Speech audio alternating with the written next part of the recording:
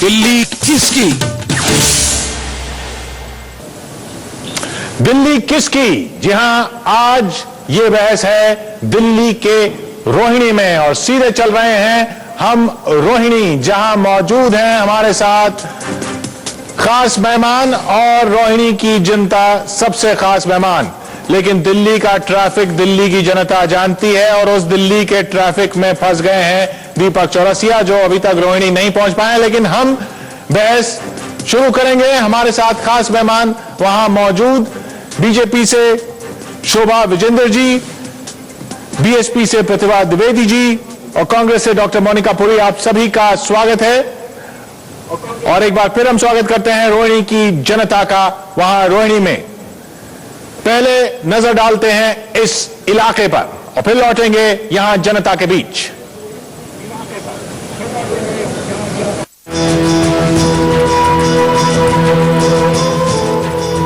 दिल्ली नगर निगम का एक बड़ा जोन है रोहिणी, जो निगम के बंटवारे के बाद उत्तरी नगर निगम में आएगा।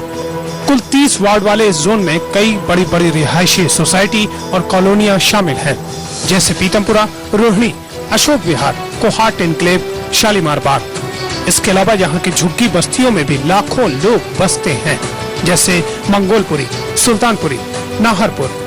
इलाके में घर के निर्माण, दुकान के लाइसेंस, सफाई व्यवस्था, सैनिटेशन, पार्क और कम्युनिटी सेंटर जैसी सेवाएं एमसीडी के पास हैं।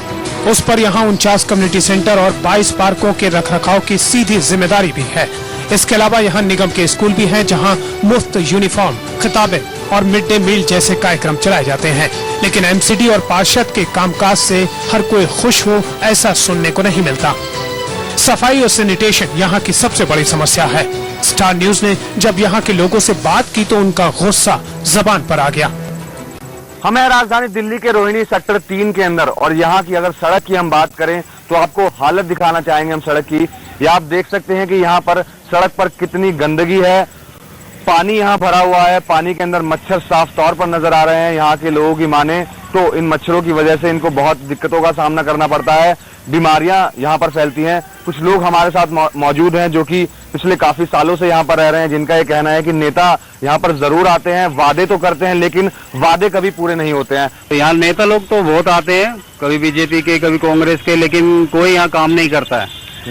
हम रोड के लिए ही कहते हैं तो कहते हैं एमसीडी के पास है, एमसीडी के पास जाते हैं तो वो कहते हैं डीडीए के पास है, और डीडीए के पास जाते हैं वो कहते हैं निगम पार्षद करवाएगा, निगम पार्षद के पास जाते हैं तो वो कहता है एमएलए करवाएगा। कोई वादा सब पूरा नहीं करते हैं। यहाँ तो खाली लुटनती है, इतना पैसा आता है हमारी झुग्गियों का, कोई विकास नहीं है। लोगों के मुताबिक पार्षद ने सिर्फ पॉश इलाकों में ही काम करवाया है। यही वजह है कि बाकी जगहों की हालत इतनी खराब है।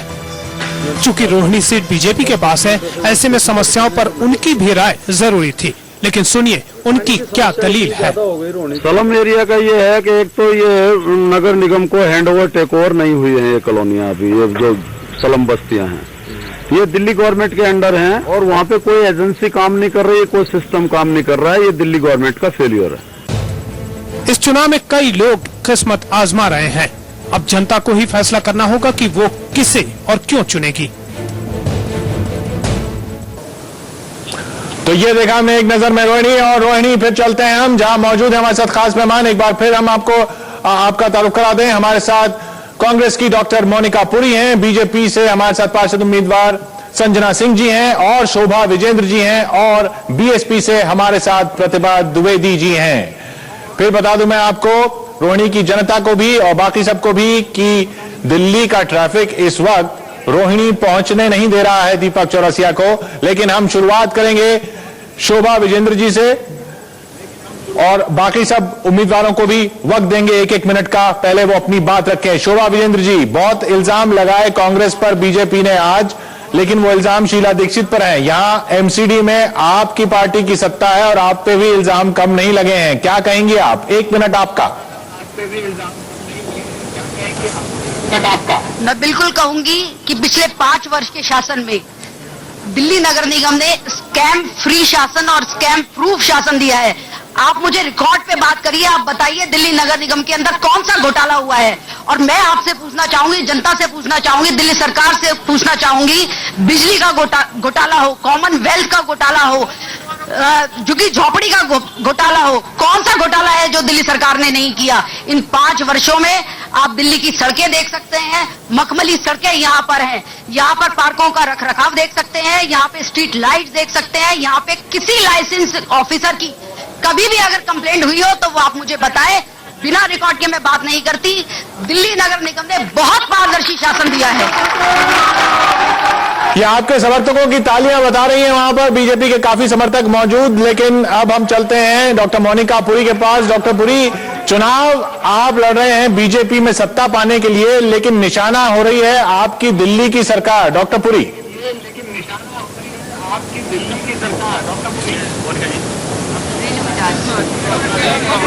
मैं रेणु बजाज वार्ड नंबर 52 से हूँ।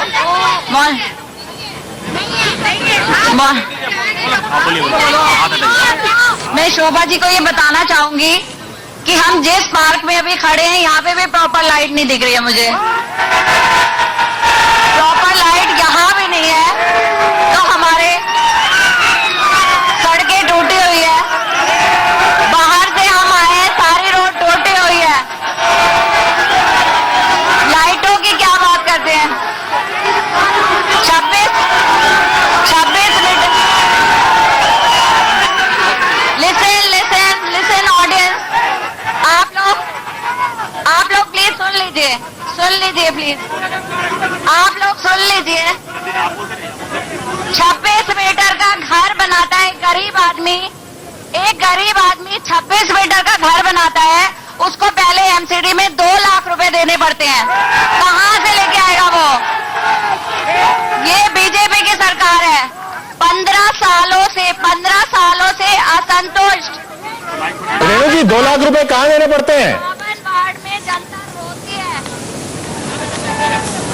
एमसीडी को देने पड़ते हैं। जितने जेई हमारे जो एमसीडी के जेई हैं उन्हें देने पड़ते हैं। 26 मीटर कौन? शोभा जी, इस इल्जाम का जवाब देंगी आप? एमसीडी के इंजीनियर्स को पैसा देना पड़ता है। एक गरीब आदमी अपना घर भी नहीं बना सकता। नालियों में पानी भरा पड़ा है, पार्कों में पानी भरा पड़ा है। पहली मैं आपको बताना चाहती हूँ, पहली बात तो मैं यहाँ पे ये बताना चाहती हूँ आपको, इस वक्त आप यहाँ के ग्राउंड में आकर देखिए, यहाँ की सारी लाइटें जली हुई है। अगर मेरी बहन ये कहती है कि यहाँ पर लाइट नहीं है, ये सबसे बड़ा झूठ है। 26 मीटर में रहने वाला व्यक्ति एक गरीब व्यक्ति है। मैं पूछना चाहती हूँ, आज इतनी महंगाई के अंदर उसको खाने के लिए रोटी नहीं है, वो कहाँ से 2 लाख रुपया देगा? और अगर कोई केस उनके पास है तो वो मुझे बताए, वो मेरे पास लेके आए, मैं उसको प्रूफ दूंगी। बिल्कुल। रेणु जी, मैं सत्यावती वार्ड 45 से इंडिपेंडेंट कैंडिडेट RWA के मेंबर्स के द्वारा आपके सामने हूँ। RWA के मेंबर्स ने मुझे चुना है और वार्ड 45 के लिए एक अच्छा कैंडिडेट लाने के लिए प्लीज साइलेंस।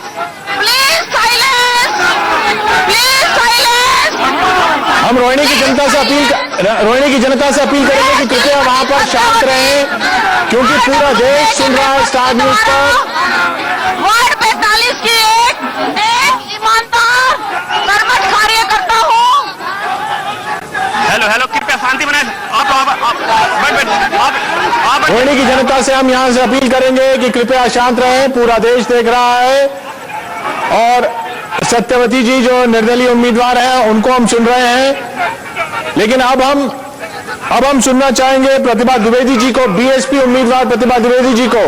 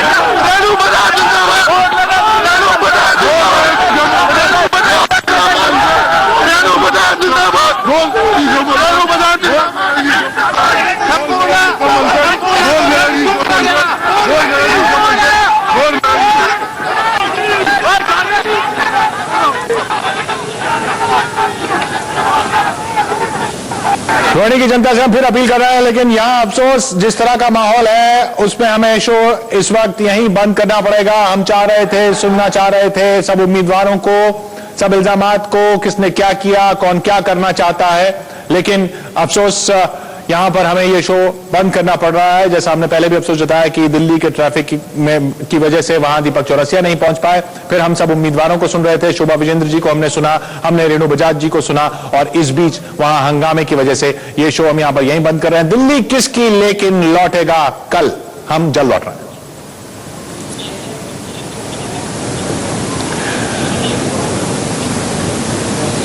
दिल्ली के चुनाव में जीतने के लिए जोर तो हर कोई लगा रहा है, लेकिन असली लड़ाई बीजेपी और कांग्रेस के बीच ही है। अपने उम्मीदवारों के पक्ष में माहौल बनाने के लिए बीजेपी ने दिल्ली की शीला सरकार के साथ ही केंद्र सरकार पर भी हमला बोलना शुरू कर दिया है। बीजेपी ने हथियार भ्रष्टाचार के मुद्दे को ही बनाया है, लेकिन जवाब में शीला दीक्षित ने कहा है कि सिर्फ आरोप लगने से फर्क नहीं पड़ता।